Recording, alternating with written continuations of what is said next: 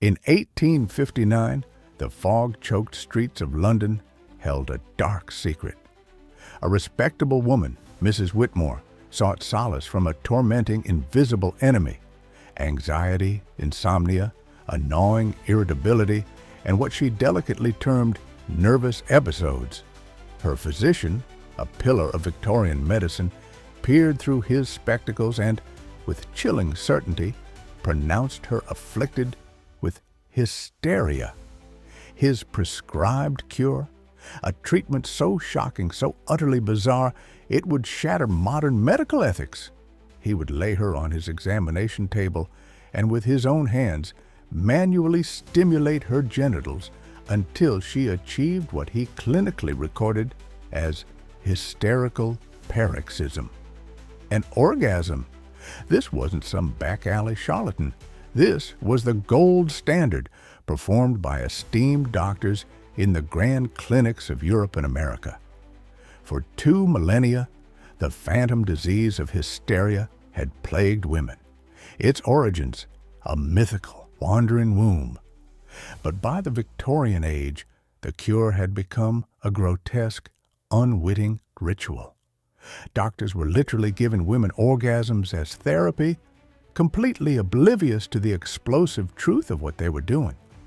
This is the jaw-dropping, mind-bending story of how Victorian sexual repression was so absolute that it forced physicians to invent the vibrator, all to save their aching hands from a daily deluge of hysterical women.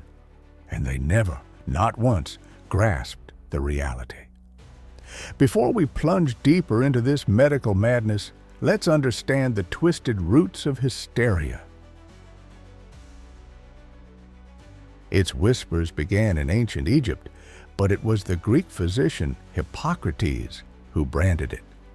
Hystera meant uterus, and these ancient men believed a woman's womb was an unruly beast, an animal within an animal, as Plato described it, desperate for children. If denied, it would wander through her body, a rogue organ pressing on vital parts, conjuring everything from anxiety to sudden fainting. The chillingly simple solution: marriage, pregnancy, to satisfy the restless organ. By the Renaissance, the wandering womb was dismissed as anatomical nonsense. But the diagnosis? Oh, it clung like a phantom limb. The symptoms of hysteria ballooned, swallowing every female complaint: nervousness, sleeplessness, muscle spasms, breathlessness, loss of appetite, depression, even sexually forward or sexually repressed behavior. Essentially, if a woman wasn't a perfectly docile, silent ornament, she was hysterical. Dr. Thomas Sydenham, an English physician, grimly estimated it was the most common disease after fever, afflicting 1/4 of all women. The Victorians inherited this medical ghost, adding their own layer of suffocating repression. They saw women as delicate, fragile creatures, their entire being dominated by their reproductive systems, making them inherently weak. Dr. William Acton, a titan of Victorian medicine, famously declared in 1857 that the majority of women, happily for them, are not very much troubled with sexual feeling of any kind. This wasn't just a belief, it was a societal dogma. It created a colossal, impenetrable blind spot.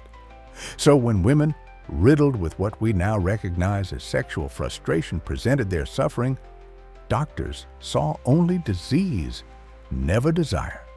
The treatment that bloomed from this ignorance was pelvic massage, meticulously applied to induce hysterical paroxysm.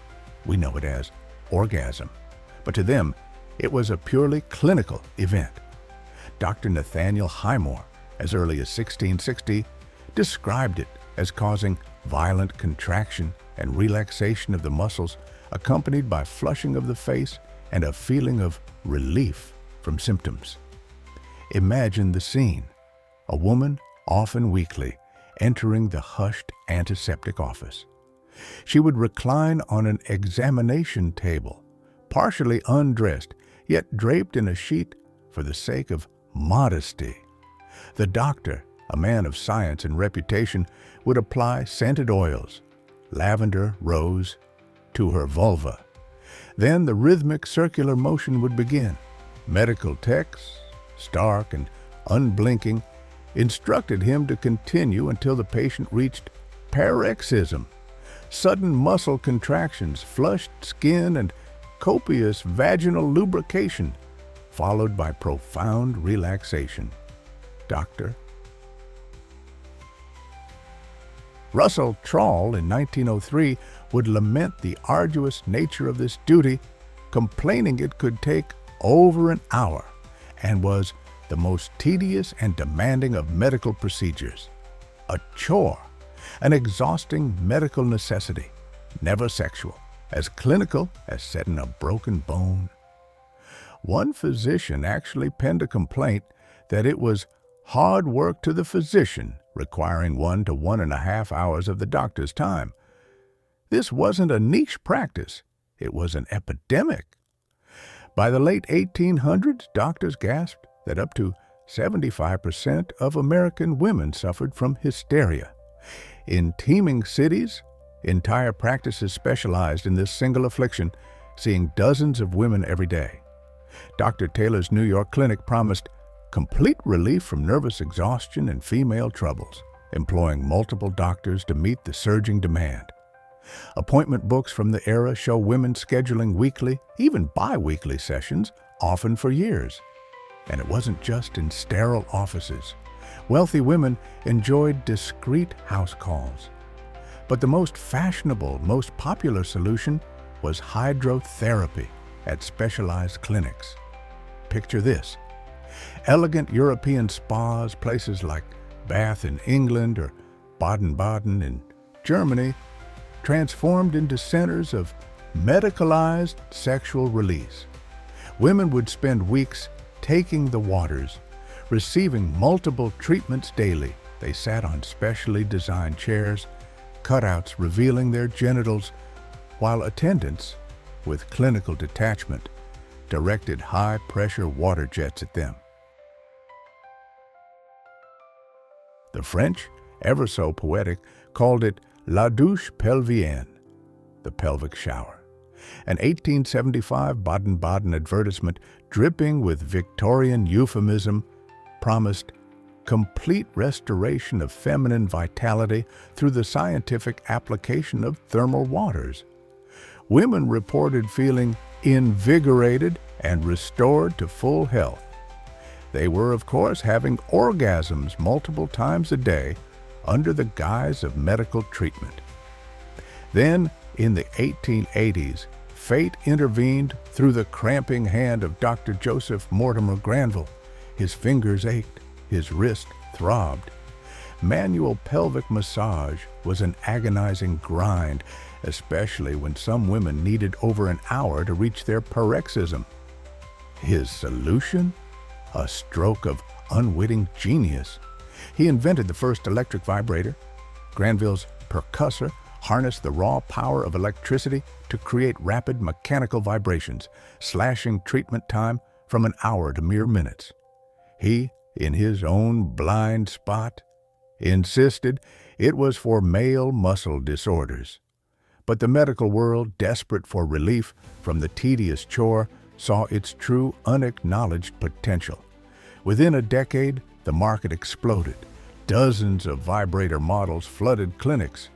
The Weiss Company catalog of 1906 showcased over 20 different devices, each promising efficiency.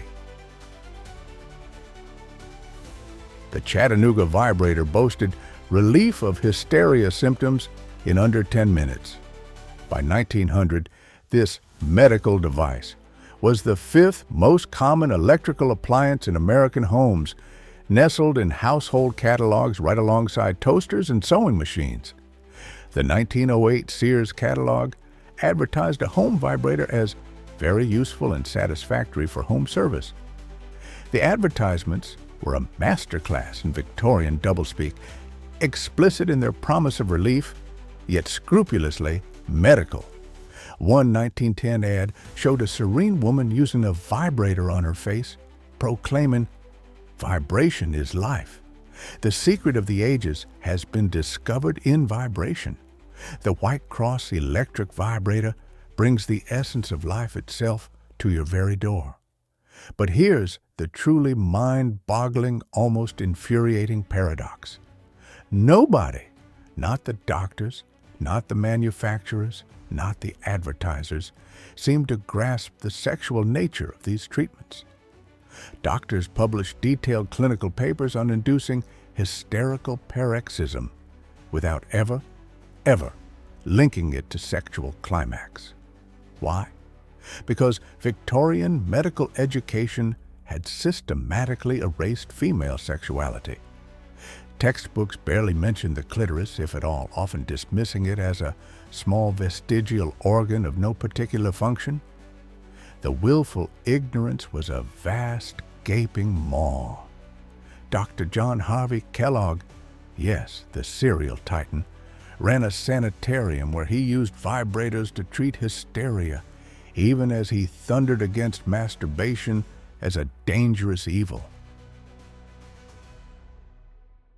The cognitive dissonance required to maintain this delusion is truly staggering. Physicians spent their days giving women orgasms, then returned home to wives they genuinely believed had no sexual desires whatsoever. Yet some women, in the quiet solitude of their diaries, hinted at the truth. They couldn't articulate it in explicit terms, not in that era, but they felt it. One anonymous woman wrote in 1892, "My weekly appointments with Dr. Harrison have quite restored my spirits.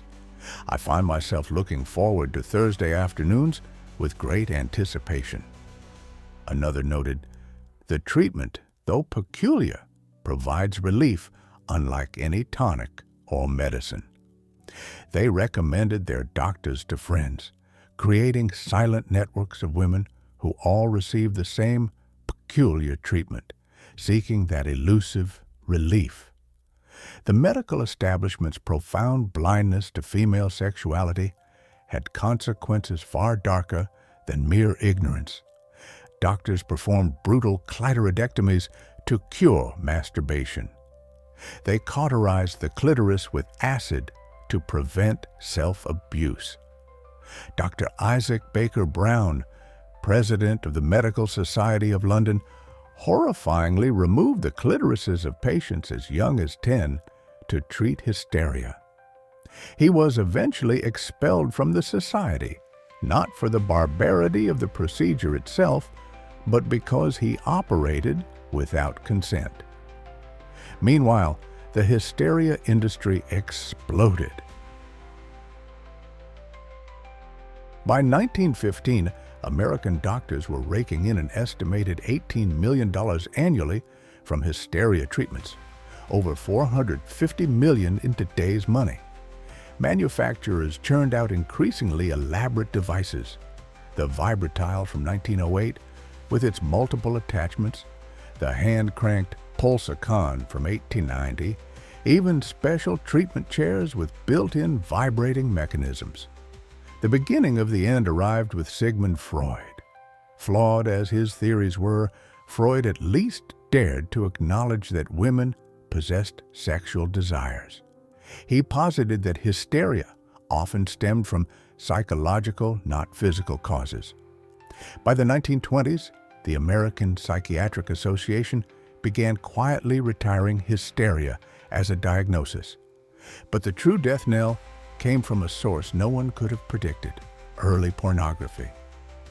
In the Roaring '20s, stag films began appearing depicting women using vibrators for explicitly sexual purposes. Suddenly, the respectable medical device, once advertised in genteel magazines, was tainted, branded with undeniable sexuality. Vibrators vanished from doctors' offices almost overnight. The Sears catalog dropped them by 1925. What had been a common, accepted medical treatment became a scandalous taboo, doctors quietly abandoned pelvic massage, and those dusty vibrators in medical cabinets were discreetly disposed of, their true purpose finally, terrifyingly revealed. The diagnosis of hysteria officially vanished from medical texts in 1952, but its insidious legacy lingered, women's legitimate medical concerns still often dismissed as hysterical or emotional. It wasn't until the 1960s, with the groundbreaking research of Masters and Johnson, that female sexuality was finally studied with scientific rigor. They confirmed what those Victorian women had known in their bones but could never utter: that the hysterical paroxysm doctors had been inducing for centuries was simply an orgasm. Looking back, the entire episode is almost unfathomable. How could trained medical professionals, the most respected minds of their era, not recognize an orgasm? How could they perform explicitly sexual acts daily, believing them to be purely medical? The answer lies in the terrifying power of cultural blindness. Victorian society's absolute ironclad denial of female sexuality constructed a reality so warped that doctors could literally give women orgasms all day long without ever seeing the obvious truth staring them in the face.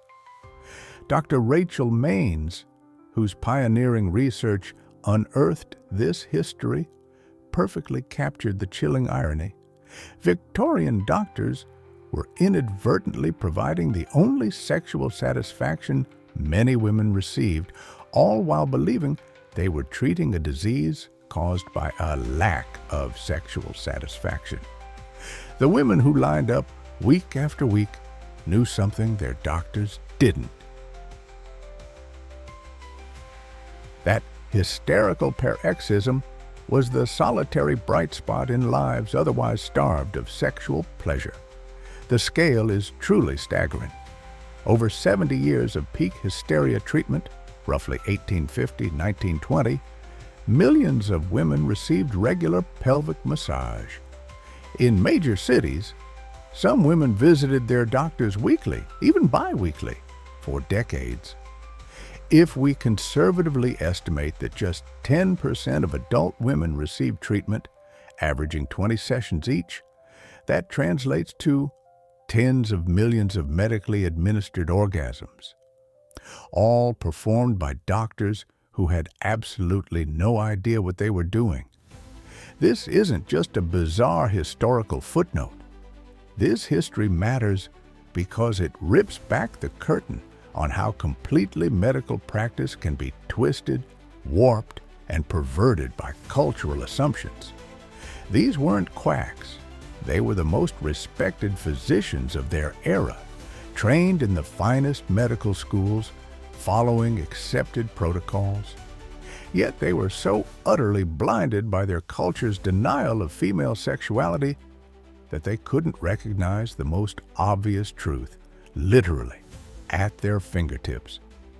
So, the next time someone dismisses a woman's legitimate health concern as hysteria or emotional, remember this.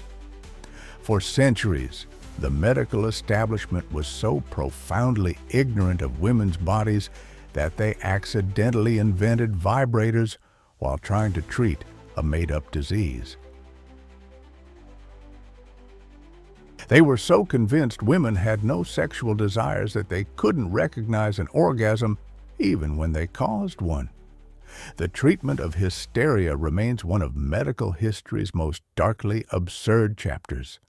A time when doctors prescribed exactly what women needed while having absolutely no idea what they were doing.